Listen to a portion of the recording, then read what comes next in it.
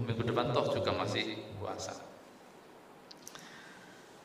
Jenjang SMP yang diselenggarakan oleh masyarakat menggunakan luring dan juga bisa menggunakan daring sebagaimana tahun yang lalu. Jenjang SMP yang diselenggarakan oleh pemerintah daerah menggunakan mekanisme daring ke laman pendaftaran ppdb.distrik.kebumenkab.go.id. Jenjang TK dan SD menggunakan mekanisme luring, Bapak Ibu. Ini sama dengan tahun-tahun yang lalu. Ada pengumuman pendaftaran, ada seleksi sesuai jalur pendaftaran, ada pengumuman penetapan peserta didik baru, dan ada daftar ulang, persis seperti tahun yang lalu. Persyaratan calon peserta didik Bapak Ibu bagi TK berusia 5 tahun atau paling rendah 4 tahun untuk kelompok A, dan berusia 6 tahun atau paling rendah 5 tahun untuk kelompok B. Ini umur harapan kami bisa ditaati Bapak Ibu, karena kita tahu bersama bahwa termasuk yang SD harapan kami ditaati. Untuk yang kelas 1 SD berusia 7 tahun Bapak Ibu sampai dengan 12 tahun atau paling rendah adalah 6 tahun pada tanggal 1 Juli 2021. Ini jadi salah ketik ini. Kemudian persyaratan usia paling rendah 5 tahun 6 bulan itu harus dengan rekomendasi psikolog profesional.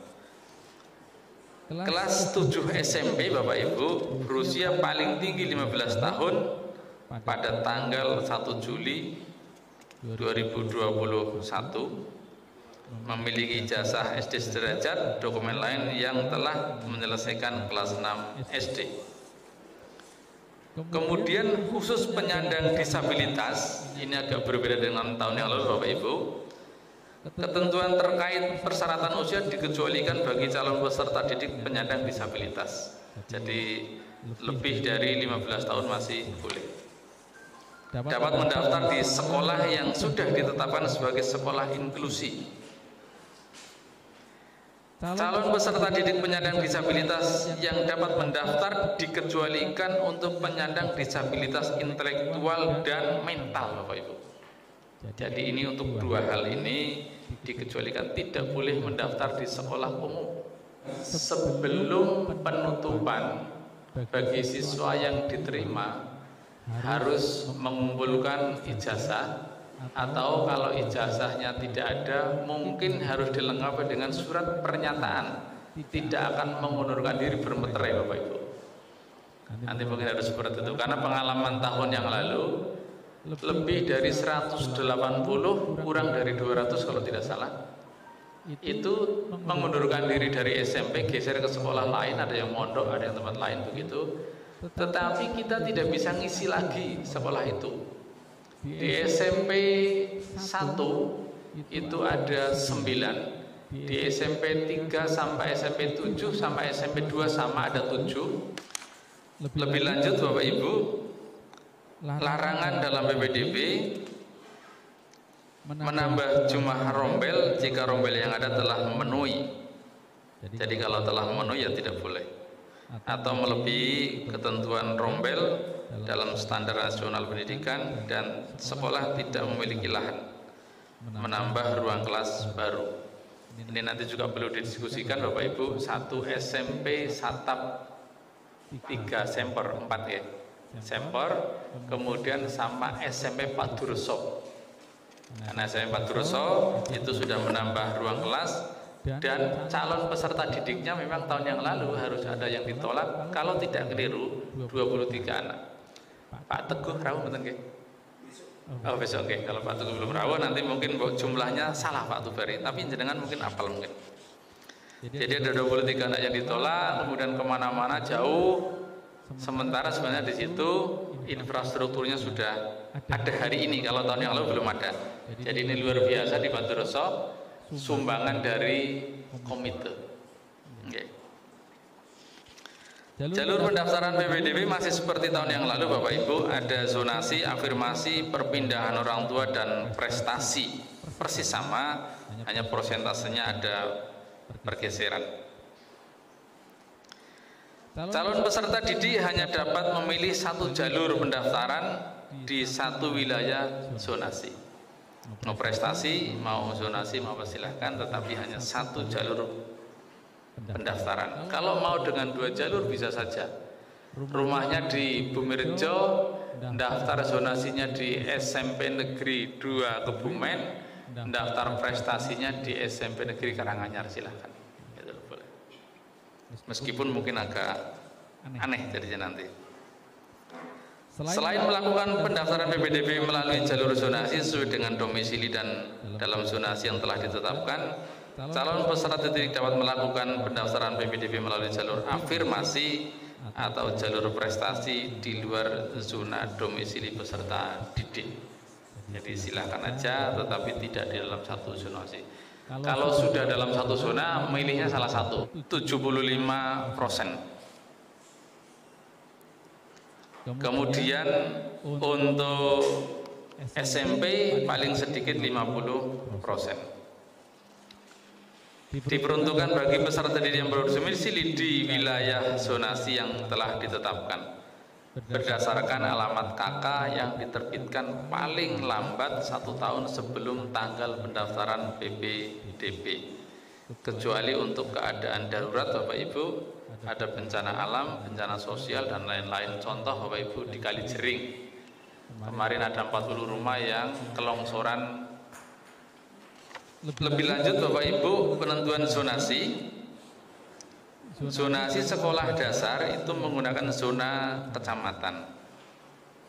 Jadi dan menggunakan radius terdekat peserta didik dengan maksimal 3 km. Jadi misalnya Pondosari 1 itu zonanya kecamatan Kebumen, tapi orang Pejaguan boleh daftar karena jaraknya belum ada 3 kilo, silahkan. Meskipun nanti diterima atau tidak, ya ditentukan caranya, tapi boleh begitu.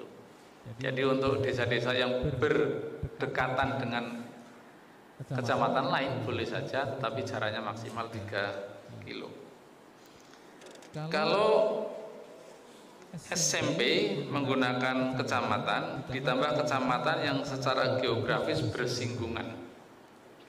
Kita putuskan untuk Gombong dan Rowokle berdasarkan peta resmi itu tidak bersinggungan.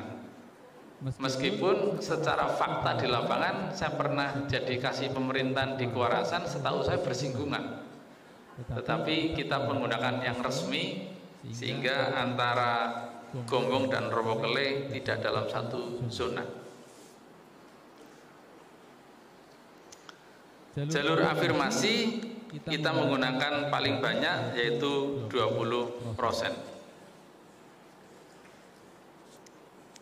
Dan Bapak Ibu nanti harus pahami bahwa bagi peserta didik yang berasal dari kurang mampu, itu nanti peserta didik yang masuk dalam DTKS. Sekarang Perbub kita mengatakan data kemiskinan itu langsung akses DTKS. Hanya satu data, jadi tidak ada data ganda. Kita kiblatnya adalah DTKS. Maka nanti kalau mungkin menurut Bapak Ibu sangat miskin, tetapi menurut DTKS tidak miskin, ya berarti tidak memungkinkan. Jalur perpindahan orang tua ini sebagaimana tahun yang lalu maksimal 5%. Tapi pengalaman tahun-tahun itu tidak pernah dimanfaatkan maksimal Bapak Ibu. Sehingga kuota ini dapat dialokasikan untuk calon peserta didik pada sekolah di mana orang tuanya mengajar.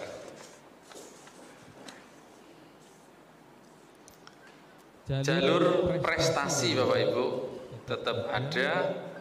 Yang SMP kita menggunakan angka 25%. Kita menggunakan angka 25% yang SMP. Dan bagi anak-anak TK ini jangan sampai ada lagi yang melalui jalur prestasi, termasuk yang SD Bapak Ibu.